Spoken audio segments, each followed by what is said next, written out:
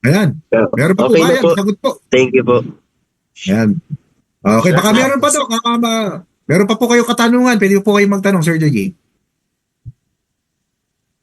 Baka sa inyo. Sir, Yeah, baka kayo naman po. Baka may mga health issue. Di ba? May mga nararamdaman na din kayo. Okay, minsan talaga, pag hindi natin naaamin eh. Hanggang di na check.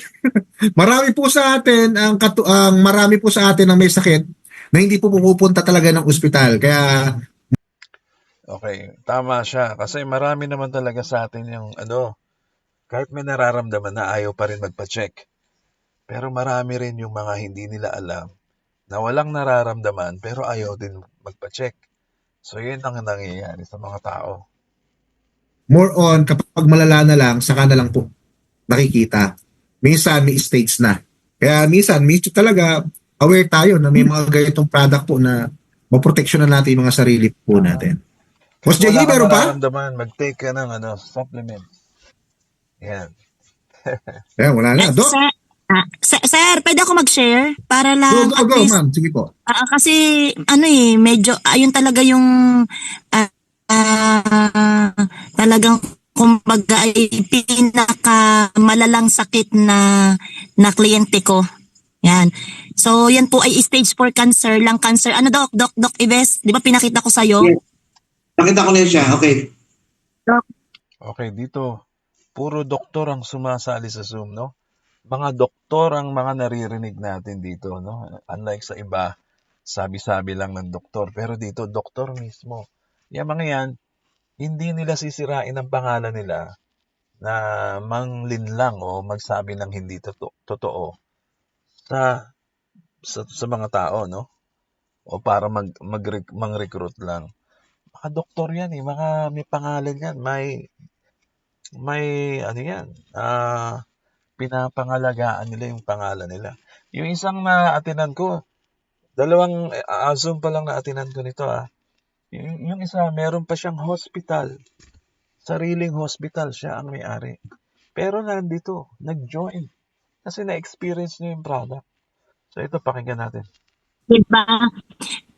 Nung nagpunta tayo doon, nag-3 times a day lang siya, pero September pa siyang inano na lung cancer, stage 4 siya. Pero alam niyo po yung kapitbahay na ganun din yung halos sakit. 2 weeks pa lang patay na siya. Namatay siya. Patient po na yun is naniwala po agad na siya ay gagaling. So, nandun agad yung mahina po. Medyo mahina ang signal ni Ma'am Kat, kaya nagkaka... Yeah, okay na. Ma'am. Go, ma'am, go. Okay na po. So, yun pong patient ko na yun ay stage 4 cancer, lung cancer. Di ba nga, Doc, ang sabi nila 40 years siyang naninigarilyo at nagiinom. Kaya siguro ganun yung nangyari sa kanya. Pero alam niya po, September pa siyang na-detect na stage 4. Pero hanggang ngayon po, 6 months na siya. Kababirthday lang niya nung isang araw, nung Monday. Buhay na buhay siya. And nung na-check dati kasi, di ba Doc, sinand ko sa'yo na 8 centimeter yung bukol niya sa lungs. And alam niyo po ngayon, nung isang araw lang, nung parang Sunday, Monday nila nakita, ang result, 0.9 na lang yung bukol niya. So siguro na lang, konting-konti na lang kasi talagang minasid ko yun, masid talaga. Sabi ko, kaysa naman sa walang galingan, wala nang binitawan na ng doktor wala na kumbaga hopeless na talaga yun. Alam niyo po ba, 0.9 na lang po ang kanyang bukol sa lungs. So sabi na natin na wait lang anak, sasabihin na lang natin na okay na. Kumbaga na lang siya, tas malakas na po lalo siya ngayon, talagang Kaya lang po, sabi nga, ay walang sukuan, talagang six times a day na po siya ngayon. Pag may cancer ka, gagawin 6 times a day na siya. Dire-diretso pa rin hanggang sa mawala na. Pero di ba ang laking bagay? Yes. 8 centimeters tapos naging 0.9 na lang. I-try mo lahat. Yung pasyente po na nakurikin ko ni Ma'am Kat, napuntahan ko yung last month. Kasi yung case niya, tatlo silang may lung cancer stage 4, di ba? Pero yung dalawa namatay na. Yung hindi nag-diva lang. Ngayon, yung pumunta ako doon, nakita ko po yung medical abstract niya, yung result po ng kanyang ng test. Nakita ko po yung kanyang right lung niya, 8.5 cm po yung laki ng bukol niya eh. Tapos sa left niya, nasa 4.8. Pero after nag-work ako kay Ma'am Kat, after 1 month lang, ngayon po 0.9 na lang yung yung dating 8.5, naging 0.9 na lang. Kasi dati 3 times a day yung ginawa namin 6 times now. Sabi ko dagdagan niya, it's either 5 to 6 times a day na siya. Kasi stage 4 cancer na po siya. Wala lang gamot yun eh. Kaya sabi nga ng mga doktor, talaga mamamatay na siya. Ang tanin sa kanya hanggang September na. Pero Doc, may nabuhay siya. katanungan po si Sir JJ Estabilio. Pwede ba, Doc, iisabay sa ibang gamot tulad na, for example, metformin, ang Diva Secret? Yes, hindi mo siya pwede sabay. Ang gagawin niyo po, sir, ang Diva Secret po is empty stomach, before meal siya iinumin.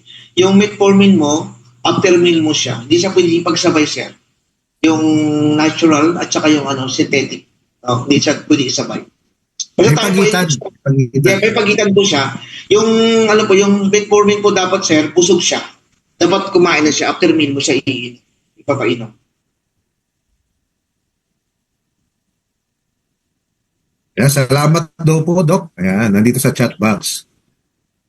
Okay. Thank you, Ma'am Kat. Ayan, magandang testimony yan, ha? Lung cancer. Okay. Sino po yung susunod na magtatanong? Huwag po kayong mahiya. Okay, ang next po dito, pagkatapos po natin dito, okay, mapasadahan po natin ng konti yung about naman po sa benepisyo naman in case na magugustuhan nyo naman din po yung part po ng kitaan. Kasi meron po ito.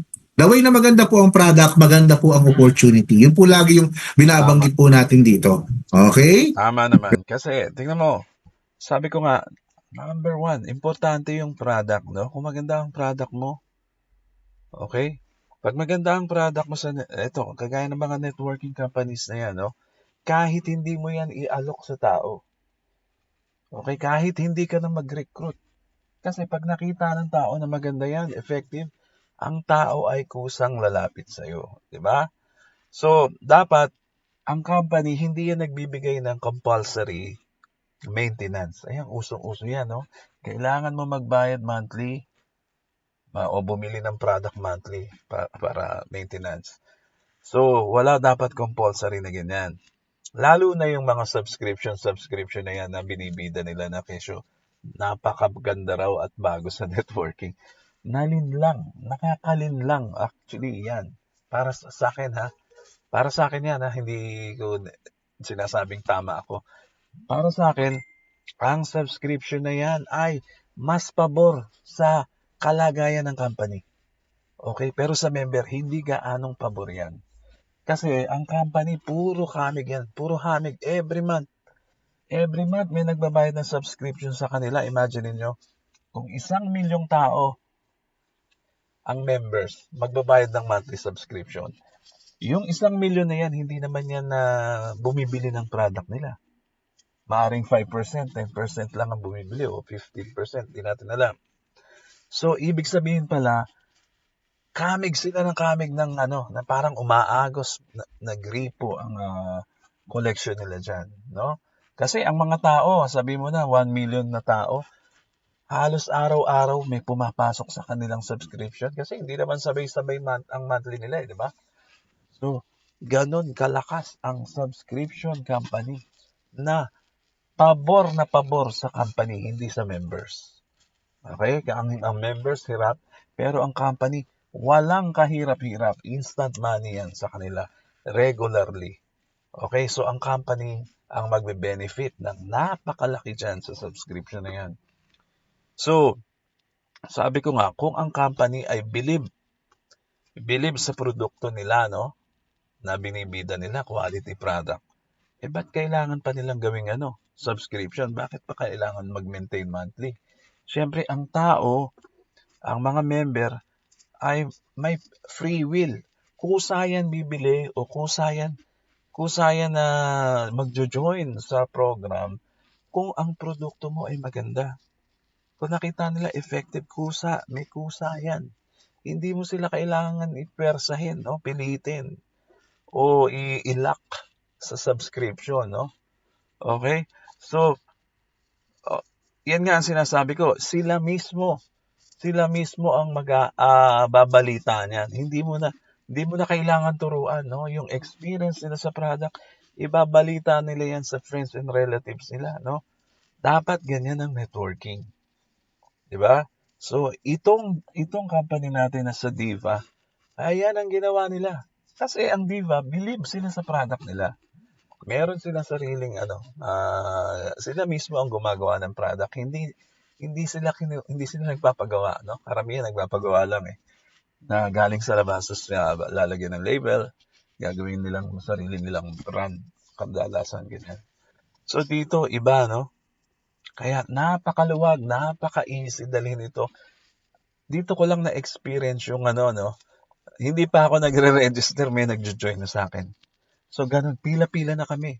Sinasabi ko na lang sa tao, sandali lang ha, kasi medyo medyo busy pa. Ginagano ko na lang kasi ako mismo, hindi pa ako nagre-register, may nagjo-join na sa akin. Ganun kadali. No, pag nabalitaan ng tao na maganda yung produkto mo, nakita mo yung testimonials ng mga tao ay legit, hindi gawa-gawa lang, hindi scripted, no? Talagang yung mga experience nila, yan ang magbebenta para sa'yo ng produkto, no? Ayan, yung mga experiences nila, madami tayong kukolektahin yan, okay? So, ilalagay natin sa ating page para mas madali natin to ikalat sa mga tao. Hindi to pera-pera lang na recruitment, networking, hindi.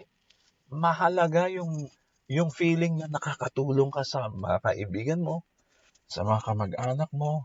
Mas mahalaga yun, no? Hayaan mo nang wag sila mag-join sa'yo sa networking, basta tulungan mo na lang.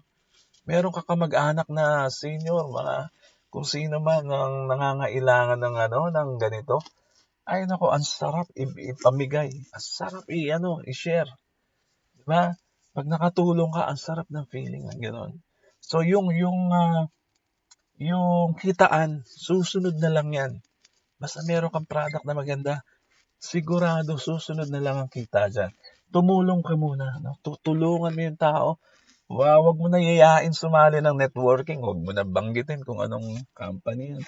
Basta try mo to. Baka makatulong sa'yo. Okay na yun. Diba? So yan, yan lang muna. Ito po si Edge Garcia. Maraming salamat po.